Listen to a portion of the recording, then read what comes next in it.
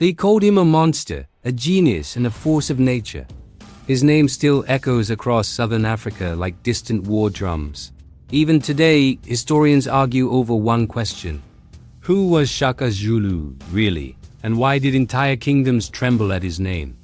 Before he became a king, he was an outcast mocked by his own people. As a child, Shaka was beaten, humiliated, and told he would never matter. No one expected this rejected boy to rise from nothing. Yet his pain would become the fuel for something terrifying. Shaka did not simply rule through tradition or bloodline. He reshaped warfare itself with brutal efficiency and relentless discipline. His warriors moved like a single body, striking with speed and silence. Where his armies marched, the land was never the same again.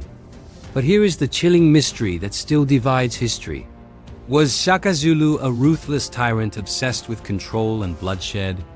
Or was he a brilliant strategist forged by betrayal, survival, and loss? The truth may be more disturbing than either answer alone. Stories spread faster than his armies. Mothers whispered his name to frighten disobedient children, and enemies swore the ground obeyed his command. Rivers ran red in his wake, and entire communities vanished from memory. But that was only the beginning of his legend. Those closest to Shaka saw a different man behind the fear. They spoke of a lonely warrior, haunted by grief and prophecy. A king driven by destiny, yet unable to escape it. And that inner struggle would shape everything that followed. Because the most shocking part of Shaka's story is not how he rose. It is how quickly everything unraveled. The empire he built through blood and brilliance would collapse from betrayal within its own walls. Now we step into a world of iron spears, thunderous footsteps, and absolute loyalty. A world where power was earned through fear, discipline, and sacrifice. This is the story of Shaka Zulu, the warrior king who changed history forever. To understand Shaka Zulu, we must first understand the world that shaped him. Southern Africa in the late 18th century was a land of rolling grasslands, scattered forests, and seasonal rivers. Small clans lived close to the earth, bound by cattle, kinship, and survival. Power was fragile and peace rarely lasted long. These communities were organized into chiefdoms rather than nations. Loyalty flowed through family lines, marriage alliances, and shared grazing land. Disputes over cattle or territory often sparked sudden violence. Every man grew up knowing that conflict was never far away. The Nguni people dominated much of this region. They were skilled herders, hunters, and warriors. Spears, shields, and ritualized combat defined their military traditions. Battles were usually brief, symbolic, and rarely aimed at total destruction. But change was already stirring beneath the surface. Population growth increased pressure on land and resources. Droughts and shifting climate patterns made survival harder each year. Old customs began to strain under new realities. Into this world, Shaka was born around 1787. He was the son of Senzanga Kona, a minor Zulu chief, and Nandi, a woman of strong will and controversial status. Their union was frowned upon, and the child paid the price. From his earliest years, Shaka carried the mark of shame. Other children mocked him mercilessly. Elders looked away as he was beaten and humiliated. Even his father offered little protection. These wounds did not fade, they hardened. Shaka and his mother were eventually cast out. Forced to wander, they moved between hostile communities seeking shelter. Hunger, fear, and rejection became his daily teachers, but suffering also sharpened his instincts. Nandi filled her son with stories of strength and destiny. She warned him never to forget the insults they endured. Each humiliation became a silent promise of revenge. Shaka learned that weakness invited cruelty. As a young man, Shaka found refuge among the Mthethwa people. Their leader, Dingiswayo, was a visionary chief who believed in innovation. Under his command, Shaka finally found purpose. Here, discipline and talent mattered more than birth. Dingiswayo noticed Shaka's intensity immediately. He trained relentlessly, pushing his body and mind beyond limits. Other warriors fought for honor, but Shaka fought to survive. That difference made him dangerous. The region itself was sliding toward chaos. Old balances of power collapsed as ambitious leaders sought dominance. Alliances shifted like sand and betrayal became common. War was no longer symbolic. It was becoming total. Dingiswayo began uniting scattered clans under his leadership. He believed strength came through unity rather than endless feuds. Shaka absorbed these lessons carefully. He watched how loyalty was earned and how fear could be controlled. But even as Shaka learned, tension simmered everywhere. Spears were sharpened and rival chiefs prepared for inevitable clashes. The land felt restless, as if waiting for a storm. No one yet realized who would become that storm. Because in this violent, uncertain world, Shaka was no longer just surviving. He was observing, adapting, and waiting. And soon, the rules of war would change forever. No one noticed the shift at first. Shaka was still just one warrior among many, tall, intense, and unnervingly focused. But beneath his silence, ideas were forming. Ideas that would soon shatter centuries of tradition. Traditional Anguni warfare relied on throwing spears from a distance. Battles were brief, ritualized, and often ended with few deaths. Warriors displayed courage, then withdrew. Shaka saw this as weakness. He believed war should decide everything: victory, submission, or destruction. There would be no half measures. Shaka began by changing the spear itself. He shortened it, weighted it, and designed it for stabbing, not throwing. This weapon forced warriors to fight face to face. Fear had nowhere to hide. Training became merciless. Warriors ran barefoot across thorns and hot stone. Discipline was absolute and punishment was brutal. But endurance forged unity, and unity forged power.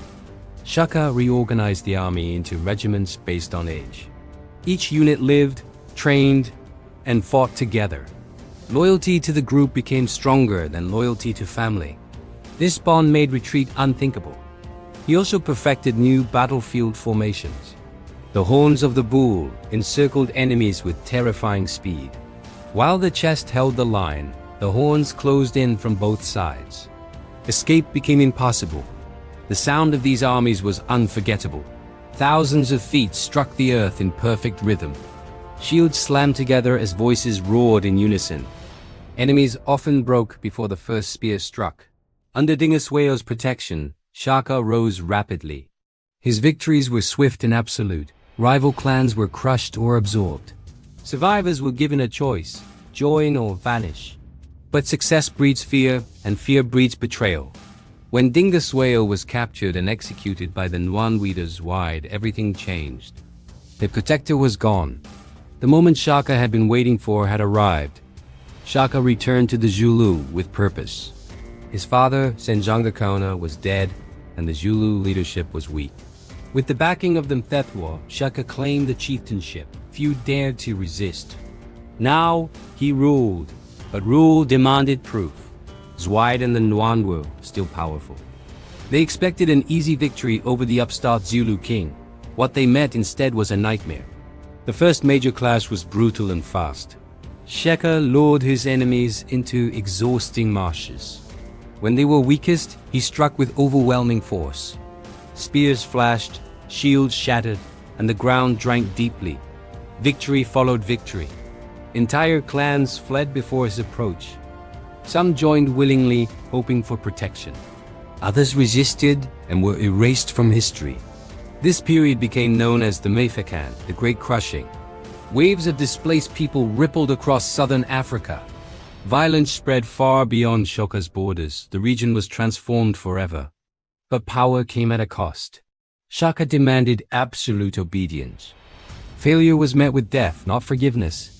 Even his closest advisors feared him. Still, his legend grew. He was no longer just a king. He was an unstoppable force reshaping the world around him. Yet beneath the triumph, cracks were forming. The man who mastered fear was becoming consumed by it. And the greatest battles of Shaka's life were still ahead. At the height of his power, Shaka Zulu seemed unstoppable. His enemies were broken, his borders expanded, and his warriors worshipped him like a living spirit. But absolute power has a way of twisting even the strongest minds. And slowly, something began to change. The turning point came with the death of his mother, Nandi. She was more than family. She was Shaka's anchor to the world. Her death shattered the man who had never allowed himself to break. Grief consumed him completely. Shaka's mourning was not private, it became law. He ordered months of silence across the kingdom. No crops were planted, no milk was drunk, and joy itself was forbidden. Those who failed to show sufficient grief were executed. Thousands died not in battle, but in punishment. Warriors who once feared enemies now feared their own king. The air grew heavy with dread. Some historians believe this was madness. Others argue it was calculated control through terror. But even Shaka's closest followers began to whisper. Had their king finally lost his balance? His commands grew more erratic. Entire villages were relocated on a whim. Soldiers were forced into exhausting marches without rest. Loyalty was tested constantly, and failure meant death. Meanwhile, foreign shadows crept closer. European traders and explorers arrived along the southern coast. They brought guns, unfamiliar customs, and dangerous curiosity. Shaka studied them carefully, sensing both opportunity and threat. He allowed limited contact but kept firm control. Firearms impressed him, but discipline impressed him more. He believed courage and unity still mattered most. Yet the world beyond his kingdom was changing fast. Inside the royal household, tension thickened. Shaka had no heir. His half-brothers Dingan and Mailanjana watched and waited. They had learned well from him, including how fear could be used. What if the mighty king could be removed? What if the terror could end? These questions spread quietly, like poison in water. Shaka himself seemed aware of the danger. He trusted fewer people each day. Paranoia crept into his decisions, isolating him from those who once stood closest. Power had left him alone. Then came the final mystery. Why did the greatest warrior in the region lower his guard? Some say grief made him careless. Others believe he was tired of fighting. In 1828, as Shaka stood unarmed in his royal enclosure, the unthinkable happened. The king was stabbed by his own brothers. The empire built through blood and brilliance fell in silence. But even in death, questions remain. Was Shaka betrayed, or did he invite his own end? And did his vision die with him, or was it only beginning to spread? Shaka Zulu was gone, but his shadow did not fade. His half-brother Dingan took the throne almost immediately. The assassin had become the king.